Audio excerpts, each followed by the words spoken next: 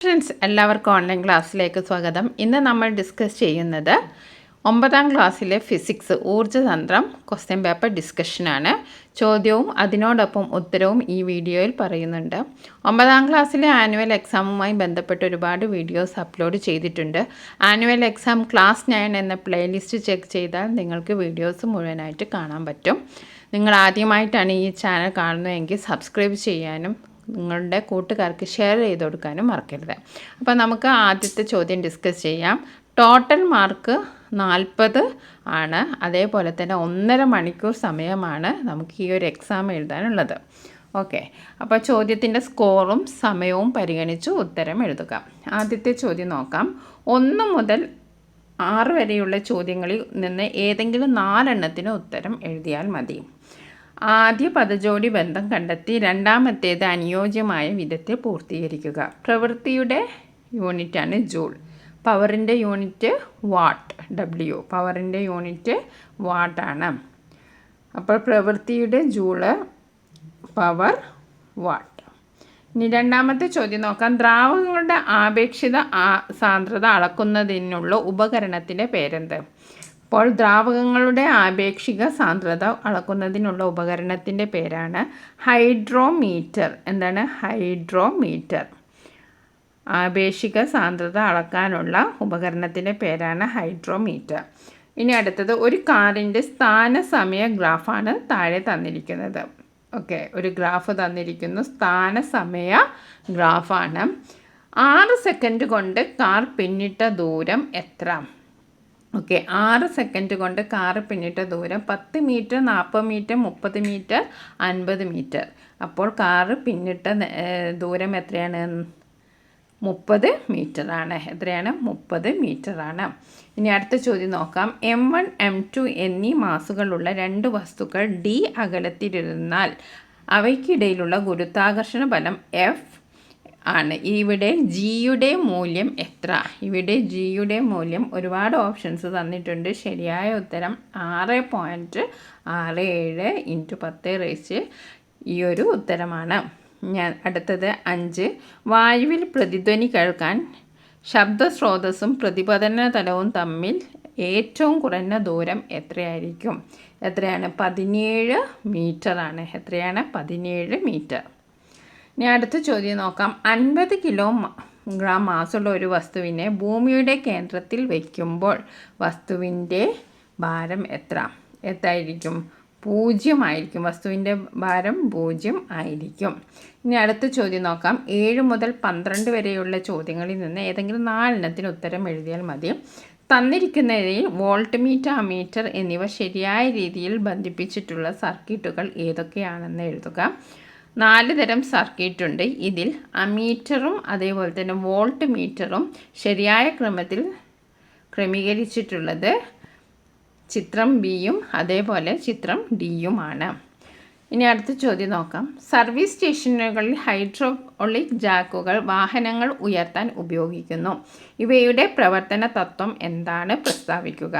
അപ്പോൾ ഹൈഡ്രോളിക് ജാക്കുകളുടെ പ്രവർത്തന തത്വം എന്താണ്? പാസ്കൽ നിയമമാണ്. എന്താണ്? പാസ്കൽ നിയമമാണ്. എന്താണ് പാസ്കൽ നിയമം? ഒരു സംവൃത വ്യൂഹത്തിൽ അടങ്ങിയിരിക്കുന്ന ദ്രാവകത്തിൻ്റെ ഏതെങ്കിലും ഒരു ഭാഗത്ത് പ്രയോഗിക്കുന്ന മർദ്ദം ദ്രാവകത്തിൻ്റെ എല്ലാ ഭാഗത്തും ഒരുപോലെ ആയിരിക്കും. ഒരു സമൃദ്ധ വ്യൂഹത്തിൻ്റെ അടങ്ങിയിരിക്കുന്ന ദ്രാവകത്തിൻ്റെ ഏതെങ്കിലും ഒരു ഭാഗത്ത് പ്രയോഗിക്കുന്ന മർദ്ദം ദ്രാവകത്തിൻ്റെ എല്ലാ ഭാഗത്തും ഒരുപോലെ അനുഭവപ്പെടും. ഇനി 9ാമത്തെ ചോദ്യം നോക്കാം. 0.5 കിലോഗ്രാം മാസുള്ള ഒരു കല്ല് സെക്കൻഡിൽ 20 മീറ്റർ/സെക്കൻഡ് വേഗതയിൽ എറിയുമ്പോഴുള്ള കല്ലിൻ്റെ ആക്കം കണ്ടെത്തുക. ഓക്കെ, ആക്കം എന്ന് പറഞ്ഞിട്ടുണ്ടെങ്കിൽ പി, സൂത്രവാക്യം MV ആണ്. MV എന്ന് പറഞ്ഞിട്ടുണ്ടെങ്കിൽ M എന്ന് പറഞ്ഞാൽ മാസ് അഥവാ ഭാരം, V എന്ന് പറയുന്നത് വെലോസിറ്റി, പ്രവേഗം. ഇവിടെ M-ഉം V-യും ഏതാണെന്ന് നോക്കാം. M എന്ന് പറയുന്നത് 0.5 കിലോഗ്രാം ആണ്. അതേപോലെ തന്നെ പ്രവേഗം അഥവാ V എന്ന് പറയുന്നത് 20 മീറ്റർ/സെക്കൻഡ് ആണ്. അപ്പോൾ നമുക്ക് ആക്കം എങ്ങനെ കാണാം? 0.5 ഗുണിക്കണം 20, അപ്പോൾ 10 കിലോഗ്രാം മീറ്റർ/സെക്കൻഡ് ആണ്. ഓക്കെ, ഇനി അടുത്ത ചോദ്യം നോക്കാം. അൾട്രാസോണിക് തരംഗങ്ങൾ ഉപയോഗിച്ച് കടലിൻ്റെ ആഴം കണ്ടെത്താൻ സഹായിക്കുന്ന ഉപകരണത്തിൻ്റെ പേരെന്ത്? ഉപകരണത്തിൻ്റെ പേരാണ് സോണാർ. സോണിക് തരംഗങ്ങൾ ഉപയോഗിച്ച് കടലിൻ്റെ ആഴം കണ്ടെത്താൻ സഹായിക്കുന്ന ഉപകരണമാണ് സോണാർ. ഇനി അടുത്തത്, ശബ്ദത്തിൻ്റെ ഏത് പ്രതിഭാസമാണ് ഈ ഉപകരണത്തിൽ പ്രയോജനപ്പെടുത്തിയിരിക്കുന്നത്? ശബ്ദത്തിൻ്റെ പ്രതിപതനം. എന്താണ്?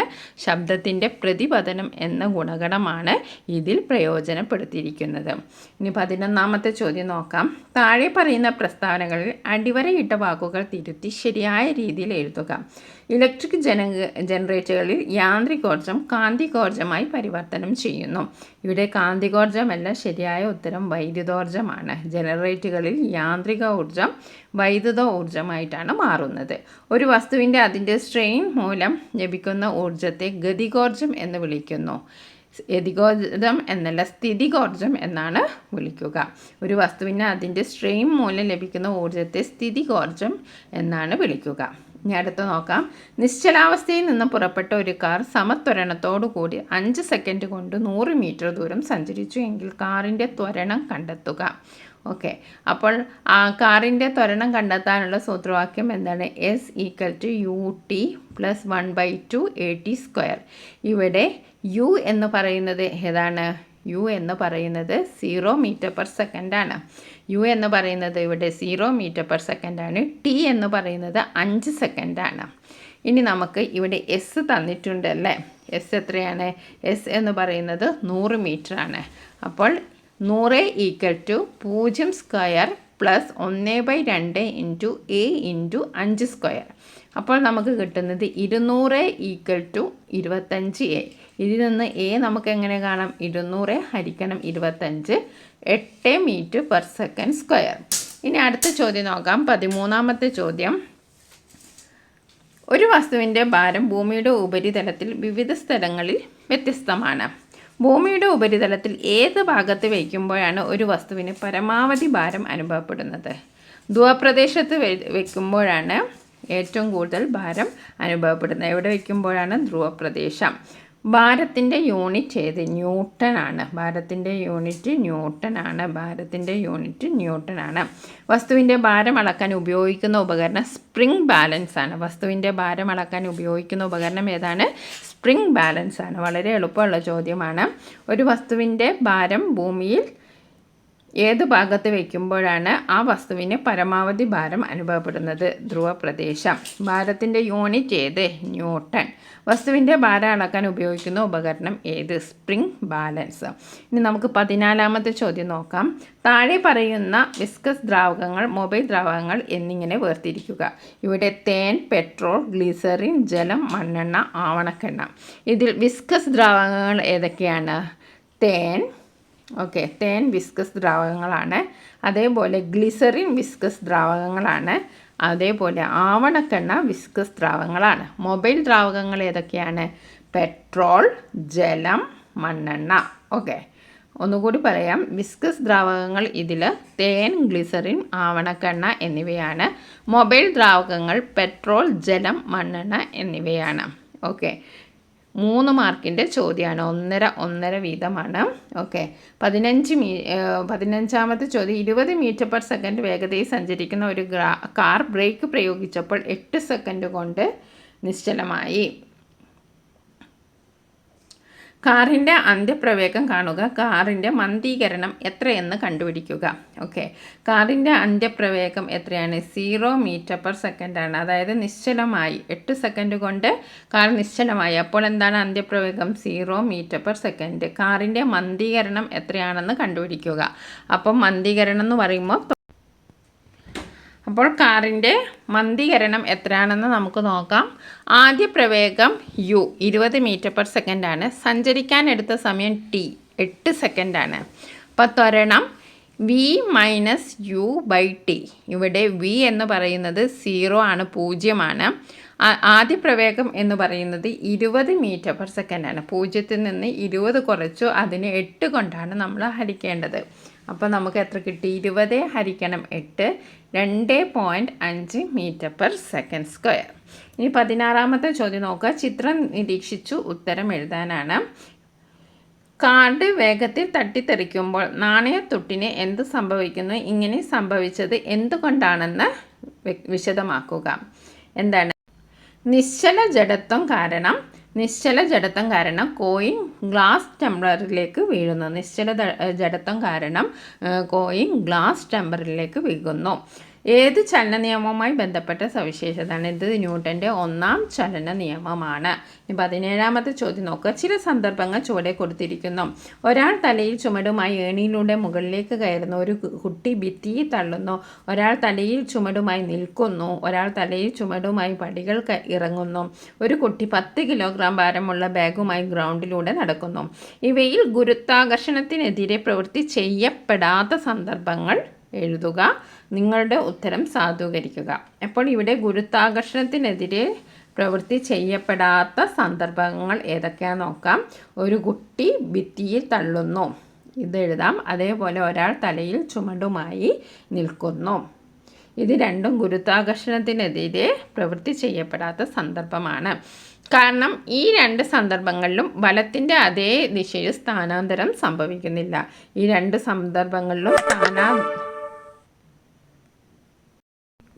സന്ദർഭങ്ങളിലും സ്ഥാനാന്തരം സംഭവിക്കുന്നില്ല. ഇനി 18ാമത്തെ ചോദ്യം നോക്കാം. അനുപ്രസ്ഥ തരംഗങ്ങൾക്കും അനുദൈർഘ്യ തരംഗങ്ങൾക്കും ഓരോ ഉദാഹരണം എഴുതുക. താഴെ തന്നിട്ടുള്ള പ്രസ്ഥാനങ്ങളെ അനുപ്രസ്ഥ തരംഗങ്ങൾക്ക് യോജിച്ചവയെന്നും അനുദൈർഘ്യ തരംഗങ്ങൾക്ക് യോജിച്ചവയെന്നും പട്ടികപ്പെടുത്തുക. മാധ്യമത്തിലെ കണികകൾ തരംഗത്തിൻ്റെ പ്രേഷണ ദിശയ്ക്ക് ലംബമായി കമ്പനം ചെയ്യുന്നു. ഉച്ചമർദ്ദ മേഖലകളും നീചമർദ്ദ മേഖലകളും കാണപ്പെടുന്നു. മാധ്യമത്തിലെ കണികകൾ തരംഗത്തിൻ്റെ സഞ്ചാര ദിശയ്ക്ക് സമാന്തരമായി കമ്പനം ചെയ്യുന്നു. ശൃംഗങ്ങളും ഗർത്തങ്ങളും രൂപപ്പെടുന്നു. ഇവിടെ അനുപ്രസ്ഥ തരംഗങ്ങളുമായി ബന്ധപ്പെട്ട ഏതൊക്കെയാണ്? ആദ്യത്തെ ചോദ്യം നോക്കാം. അനുപ്രസ്ഥ തരംഗങ്ങൾക്കും അനുദൈർഘ്യ തരംഗങ്ങൾക്കും ഓരോ ഉദാഹരണം എഴുതാൻ പറഞ്ഞിട്ടുണ്ട്. അനുപ്രസ്ഥ തരംഗങ്ങൾക്ക് നമുക്ക് എന്ത് എഴുതാം? വലിച്ചു നീട്ടിയ കയറിൽ ഉണ്ടാകുന്ന തരംഗങ്ങൾ. അനുദൈർഘ്യ തരംഗങ്ങൾ എന്ന് പറഞ്ഞാൽ ശബ്ദ തരംഗങ്ങൾ, അതേപോലെ സീസ്മിക് തരംഗങ്ങൾ. ഇവയിൽ ഏതെങ്കിലും ഒന്ന് എഴുതിയാൽ മതി. ഇനി അനുപ്രസ്ഥ തരംഗങ്ങളുമായി ബന്ധപ്പെട്ട പ്രസ്ഥാനങ്ങൾ ഏതൊക്കെയാണ്? മാധ്യമത്തിലെ കണികകൾ തരംഗത്തിൻ്റെ പ്രേഷണ ദിശയ്ക്ക് ലംബമായി കമ്പനം ചെയ്യുന്നു.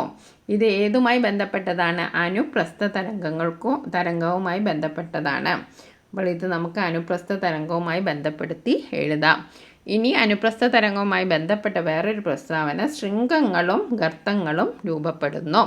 അനുദൈർഘ്യ തരംഗങ്ങളുമായി ബന്ധപ്പെട്ടത് ഏതാണ്? ഉച്ചമേഖലകളും നീചമർദ്ദ മേഖലകളും രൂപപ്പെടുന്നു. കണികകൾ സഞ്ചാര ദിശയ്ക്ക് സമാന്തരമായി കമ്പനം ചെയ്യുന്നു. ഓക്കെ, ഇനി നമുക്ക് 19ാമത്തെ ചോദ്യം നോക്കാം. ഒരു കാറിൻ്റെ ചലനം ചിത്രത്തിൽ തന്നിരിക്കുന്നു. ABCDEF 5 metre, 25 metre, 30 metre, 50 metre, 55 metre. ഇനി ബിക്കും സിക്കും ഇടയിൽ കാർ സഞ്ചരിച്ച ദൂരം എത്ര? ബിക്കും സിക്കും ഇടയിൽ കാർ സഞ്ചരിച്ച ദൂരം ബി എന്ന് പറയുന്നത് സി എന്ന് പറയുന്നത് ബി എന്ന് പറയുന്നത് 25 മീറ്റർ, സി എന്ന് പറയുന്നത് 25 മീറ്റർ, ബി എന്ന് പറയുന്നത് 5 മീറ്റർ. അപ്പോൾ 25 നിന്ന് 5 കുറച്ചാൽ അത്രയും ദൂരമാണ് സഞ്ചരിച്ചത്. അപ്പോൾ നമുക്ക് 20 മീറ്റർ എന്ന് എഴുതാം. ഈ സമയം കൊണ്ട് കാറിനുണ്ടായ പ്രവേഗം എഴുതുക. അപ്പോൾ 25 നിന്ന് 5 കുറച്ചാൽ 20 അതേപോലെ തന്നെ നമ്മൾ എന്തും കുറയ്ക്കണം? നമ്മൾ സമയവും കുറയ്ക്കണം. അപ്പോൾ 4-ൽ നിന്ന് 2 കുറയ്ക്കുക. 4-ൽ നിന്ന് 2 കുറച്ചാൽ നമുക്ക് 2 കിട്ടി.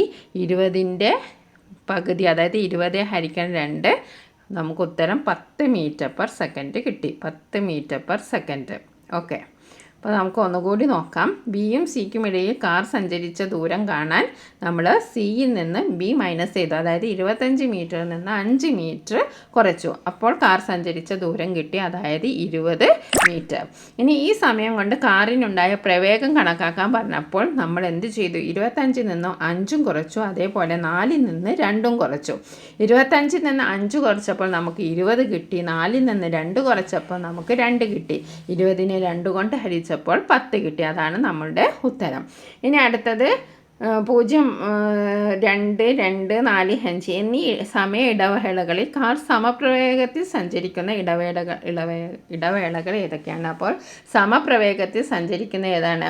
0, 2 സെക്കൻഡ്, അതേപോലെ 4:02 സെക്കൻഡ്, അതേപോലെ 4:06 സെക്കൻഡ്. ഈ സമയത്താണ് സമപ്രവേഗത്തിൽ കാറ് സഞ്ചരിക്കുന്നത്. ഇനി അടുത്ത ചോദ്യം നോക്കാം. തന്നിട്ടുള്ള പ്രതീകങ്ങൾ സൂചിപ്പിക്കുന്ന ഘടകത്തിൻ്റെ പേരെഴുതുക. അപ്പോൾ സിമ്പൽ ആദ്യത്തേത് എന്താണ്? ആദ്യത്തേത് പ്രതിരോധകമാണ്. ആദ്യത്തെ എന്താണ്? പ്രതിരോധകമാണ്. ഇത് എന്തിൻ്റെ സിമ്പലാണ്? പ്രതിരോധകത്തിൻ്റെ സിമ്പലാണ്. ഓക്കെ, രണ്ടാമത്തേത് എന്താണ്?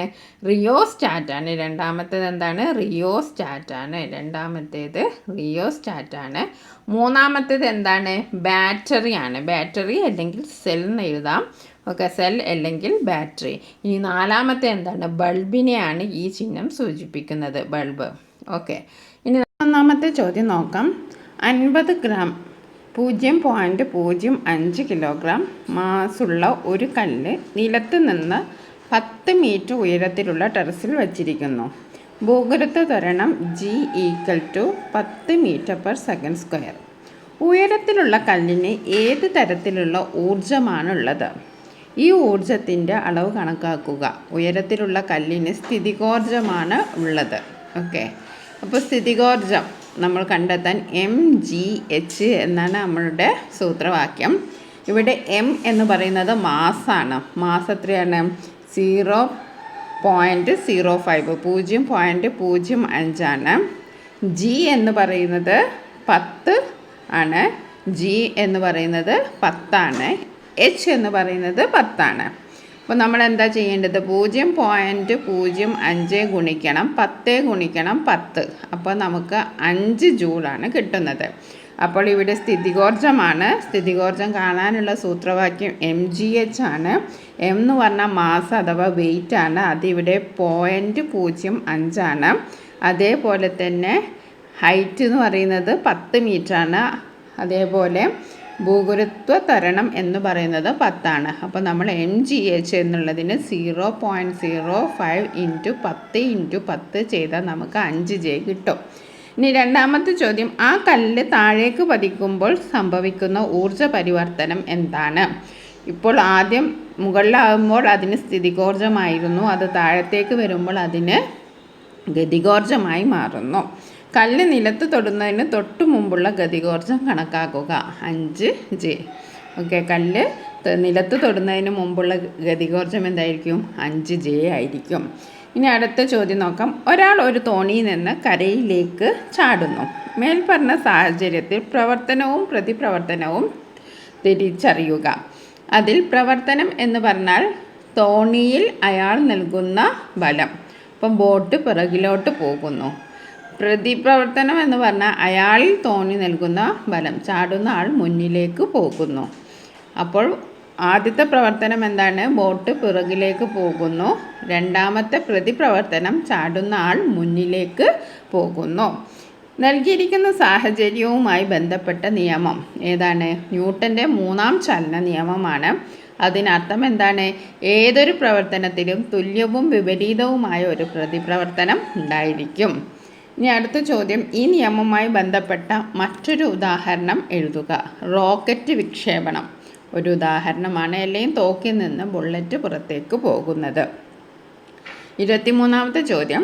ഒരു വസ്തുവിൻ്റെ മാസ് 10 കിലോഗ്രാം ആണ്. വസ്തുവിൻ്റെ ഭാരം കണ്ടെത്തുക. ഓക്കെ, വസ്തുവിൻ്റെ മാസ് 10 കിലോഗ്രാം ആണ്. ഭാരം എത്രയായിരിക്കും? ഒരു വസ്തുവിൻ്റെ ഭാരം കണ്ടെത്തുക. ഭാരം എന്ന് പറഞ്ഞാൽ അത് കാണാനുള്ള സൂത്രവാക്യം mg ആണ്. Okay, mg. m എന്ന് പറയുന്നത് ഇവിടെ 10 ആണ്. g എന്ന് പറയുന്നത് 9.8 ആണ്. അപ്പോൾ mg 10 ഗുണിക്കണം 9.8 98 n ആണ് ഇവിടെ ഭാരം. ഭാരം കാണാനുള്ള സൂത്രവാക്യം എന്താണ്? mg ആണ്. 10 ഗുണിക്കണം 9.8 അപ്പോൾ 98 n. ഇനി ഭൂമിയുടെ കേന്ദ്രത്തിലായിരിക്കുമ്പോൾ ഈ വസ്തുവിൻ്റെ മാസ് എത്രയായിരിക്കും? 10 കിലോഗ്രാം ആയിരിക്കും. ഭൂമിയുടെ കേന്ദ്രത്തിലായിരിക്കുമ്പോൾ അതിൻ്റെ മാസ് എത്രയായിരിക്കും? 10 കിലോഗ്രാം ആയിരിക്കും. ഈ വസ്തു വ്യാഴഗ്രഹത്തിൻ്റെ ഉപരിതലത്തിലായിരിക്കുമ്പോഴുള്ള ഭാരം കണ്ടെത്തുക. എത്രയായിരിക്കും? m × g. ഇവിടെ 10 ആണ്. g എത്രയായിരിക്കും? 23.1 231 n. ഓക്കെ, വേഴത്തിൽ ജിയുടെ മൂല്യമൊക്കെ നമുക്ക് തരും. അപ്പോൾ mg ആണ് ഭാരം കാണാനുള്ള സൂത്രവാക്യം. നമ്മുടെ മാസ് എത്രയാണ് അതിനെ കൊണ്ട് g നമുക്ക് ക്വസ്റ്റ്യനിൽ തന്നിരിക്കും. ഇവിടെ വ്യാഴത്തിൻ്റെ പ്രതലത്തിൻ്റെ ഭാരമാണ്. വ്യാഴത്തിൻ്റെ ഭാരം g 23.1 അപ്പോൾ 10 ഗുണിക്കണം 23.1 231 n. ഇനി 24ാമത്തെ ചോദ്യം നോക്കാം. 200 n ഭാരമുള്ള ഒരു വസ്തു AB എന്നീ ദ്രാവകങ്ങളിൽ താഴ്ത്തി വെച്ചപ്പോഴുണ്ടാകുന്ന നിരീക്ഷണ ഫലം തന്നിരിക്കുന്നു. ഓക്കെ, ദ്രാവകം A വായുവിലുള്ള ഭാരം 200 n ആണ്. ദ്രാവകത്തിലുള്ള 160 n ആണ്. ഇവിടെ ഭാരനഷ്ടം സിമ്പിളാണ്. ഭാരനഷ്ടം എത്ര ഭാരം നഷ്ടമായി? 200ൽ നിന്ന് 160 കുറച്ചപ്പോൾ 40 n ആണ് ഇവിടെ ഭാരനഷ്ടം. പ്ലവക്ഷമ ബലം 40 n തന്നെയാണ്. അതേപോലെ ദ്രാവകം B 200 n ആയിരുന്നു, 170 n, ഭാരനഷ്ടം 30 n. അപ്പോൾ പ്ലവക്ഷമ ബലം എത്രയായിരിക്കും? 30 n ആണ്. സിമ്പിളാണ്. ദ്രാവകം A ദ്രാവകം B ഇവയിൽ ഏതിനാണ് സാന്ദ്രത കൂടുതൽ? ഏതിനാണ്? 40 n ഉള്ള ദ്രാവകം Aക്കാണ് സാന്ദ്രത കൂടുതൽ. നിങ്ങളുടെ ഉത്തരം സാധൂകരിക്കുക. ദ്രാവകത്തിൻ്റെ സാന്ദ്രത കൂടുന്തോറും പ്ലവക്ഷമ ബലം വർദ്ധിക്കുന്നു. ഇവിടെ സാന്ദ്രത കൂടുതലുള്ളത് ആർക്കാണ്? ദ്രാവകം Aനാണ്. അതുകൊണ്ട് തന്നെ പ്ലവക്ഷമ ബലവും കൂടുതലാണ്. നമ്മൾ ഫിസിക്സ് ഊർജ്ജതന്ത്രം ക്വസ്റ്റ്യൻ പേപ്പറാണ് ഡിസ്കസ് ചെയ്തത്. 3 ക്വസ്റ്റ്യൻ പേപ്പർ നമ്മൾ ഇതുവരെ ഡിസ്കസ് ചെയ്തു. അതിൻ്റെയൊക്കെ ലിങ്ക് ഡിസ്ക്രിപ്ഷൻ ബോക്സിലുണ്ട്. Okay, thank U.